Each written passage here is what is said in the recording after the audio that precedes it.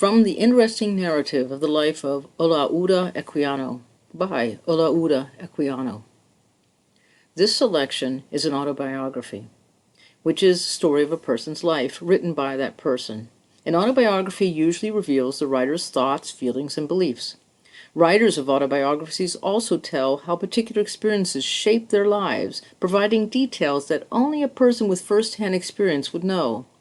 This selection by Olaudah Equiano has unique historical value because it is one of the first autobiographies written by a former slave. As we read, we're going to be making inferences about an author's belief. This is the reading skill I'd like us to concentrate on. In some pieces of literature, the writer may directly state a personal belief. For example, I never believed communism was the answer. Sometimes, however, writers only hint at their beliefs, leaving us to infer or make an educated guess about what they are. In this autobiography, Olaudah Equiano does both. He directly states some of his beliefs and hints at others. So as we read the selection, use the details in the text to make inferences about Equiano's beliefs. To make inferences, combine what you already know with clues given in the text. Then use this information to make a good guess about what the author really thinks or feels about a subject. From the interesting narrative of the life of Olaudah Equiano by Olaudah Equiano. Kidnapped. My father, besides many slaves, had a numerous family, of which 7 lived to grow up, including myself and a sister who was the only daughter.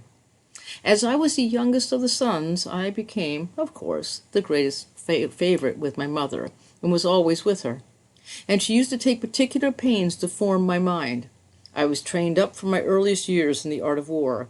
My daily exercise was shooting and throwing javelins, and my mother adorned me with emblems after the manner of our greatest warriors. So think about how treasured he was by his mother and by the rest of his family as he was the youngest son. And this would have been in a culture that valued the men in the family. In this way, I grew up until I was turned the age of 11, when an end was put to my happiness in the following manner. Generally, when the grown people in the neighborhood were gone far in the fields to labor, the children assembled together in some of the neighbors' premises to play, and commonly some of us used to get up a tree to look for any assailant or kidnapper that might come upon us, for they sometimes took those opportunities of our parents' absence to attack and carry off as many as they could seize. One day, as I was watching at the top of the tree in our yard, I saw one of those people come into the yard of our next neighbor, but one to kidnap, there being many stout young people in it. Immediately of this I gave the alarm of the rogue, and he was surrounded by the stoutest of them, who entangled him with cords, so that he could not escape till some of the grown people came and secured him. In other words, when the adults went out to work in the fields, the children would gather together, and they would keep a lookout for possible kidnappers that might come along. And lo and behold, one day they spotted one. But alas, ere long it was my fate to be thus attacked and to be carried off when none of the grown people were nigh.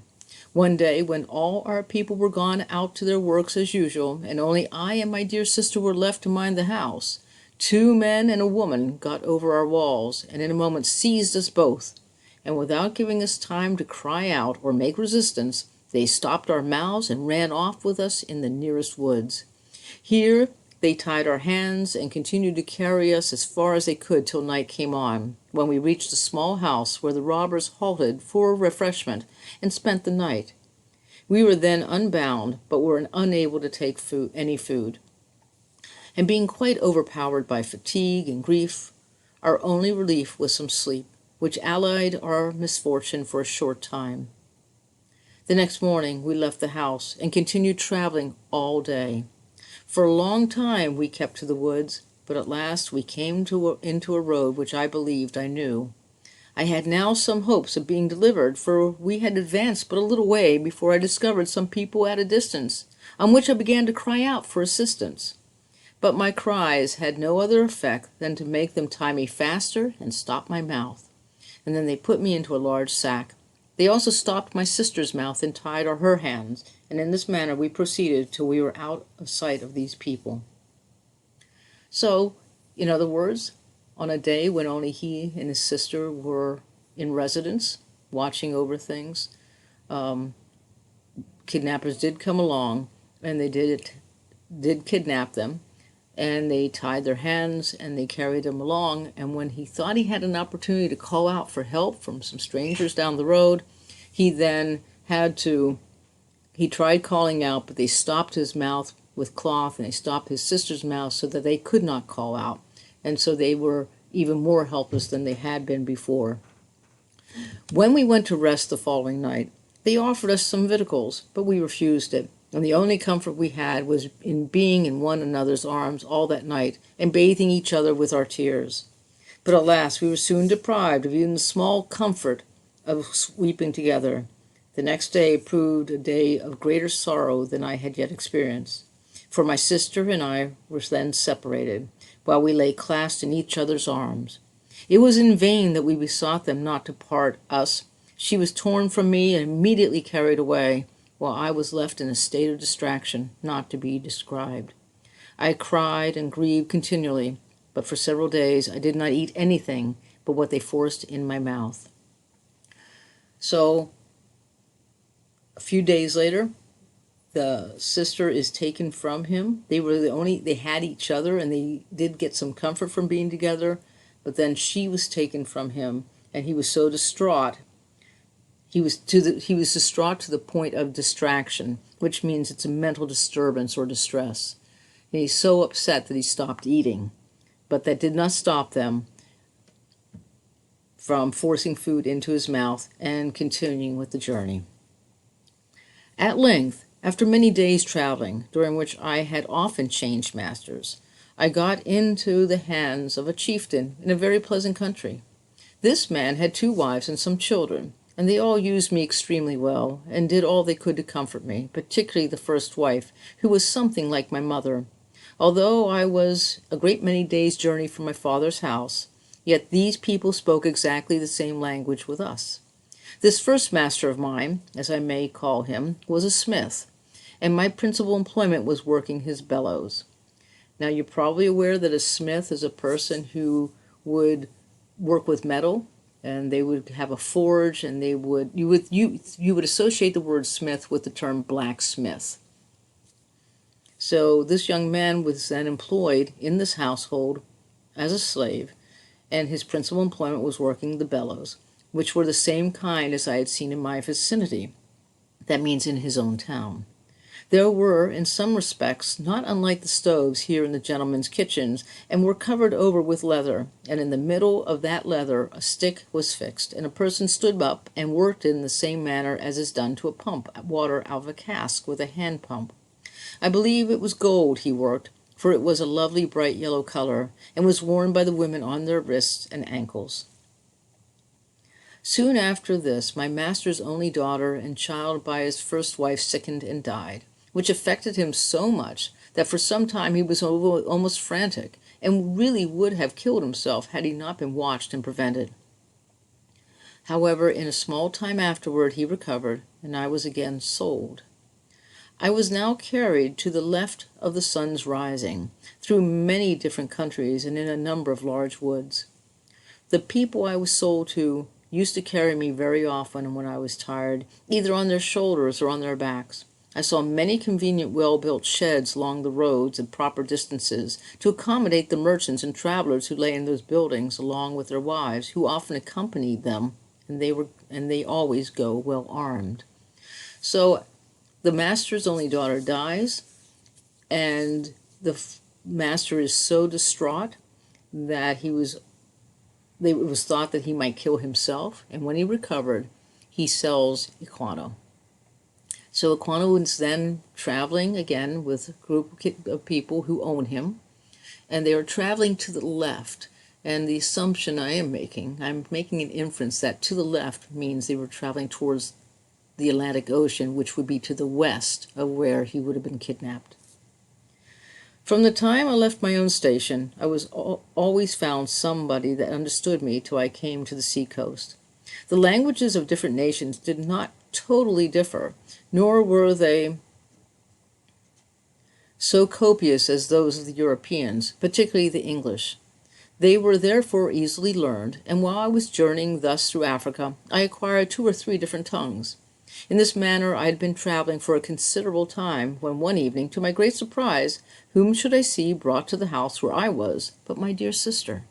As soon as she saw me, she gave a loud shriek and ran into my arms. I was overpowered. Neither of us could speak, and for a considerable time clung to each other in mutual embrace, unable to do anything but weep.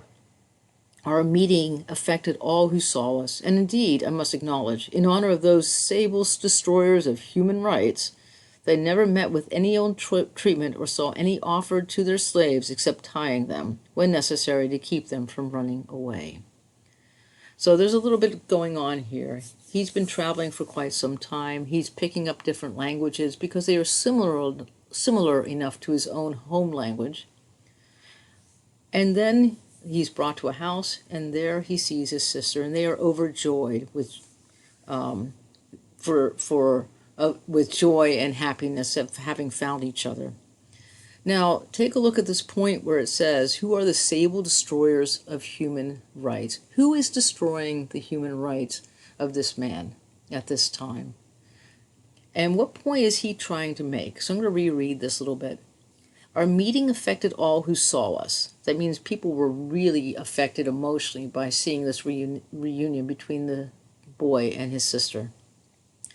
I must acknowledge, in honor of those sable destroyers of human rights, they never met with any ill treatment or saw any offered to their slaves except tying them, when necessary, to keep them from running away. So even though the kidnappers are destroying their human rights, they were not harsh in their punishment, and they seemed to appreciate the happiness that these two found in finding each other again. When these people knew we were brothers and sisters, they indulged us to be together, and the man to whom I suppose we belonged lay with us, he in the middle, while she and I held one another by the hands across his breast all night, and thus for a while we forgot our misfortunes in the joy of being together. But even this small comfort was soon to have an end, for scarcely had the fatal morning appeared when she was again torn from me forever. I was now more miserable, if possible, than before. The small relief which her presence gave me from pain was gone, and the wretchedness of my situation was redoubled by my anxiety after her fate and my apprehensions lest her sufferings should be greater than mine, when I could not be with her to alleviate them.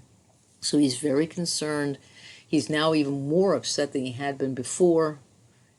And now he's really worried that when he says he has redoubled by my anxiety after her fate. He's very concerned and worried because for her, being a slave is going to probably include sexual service to the master. So she will not have any say. And while he might be worked in various capacities, she will also have the additional indignity of sexual abuse. I did not long remain after my sister. I was again sold and carried through a number of places till after traveling a considerable time, I came to a town called Timnah, in the most beautiful country I had yet seen in Africa. It was extremely rich, and there were many rivulets which flowed through it and supplied a large pond in the center of town, where the people washed. Here I first saw and tasted coconuts, which I thought superior to any nut I had ever tasted before, and the trees, which were loaded, were also interspersed amongst the houses, which had commodious shades adjoining and were in the same manner as ours. The insides were neatly plastered and whitewashed. Here I also saw and tasted for the first time sugar cane. Their money consisted of little white shells the size of the fingernail. I was sold here for 172 of them by a merchant who lived and brought me there. I had been about 2 or 3 days at this house when a wealthy widow, a neighbor of his, came there one evening and brought with her an only son, a young gentleman about my own age and size. Here they saw me, and having taken a fancy to me, I was bought of the merchant and went home with them. Her house and premises were situated close to one of those rivulets I had mentioned,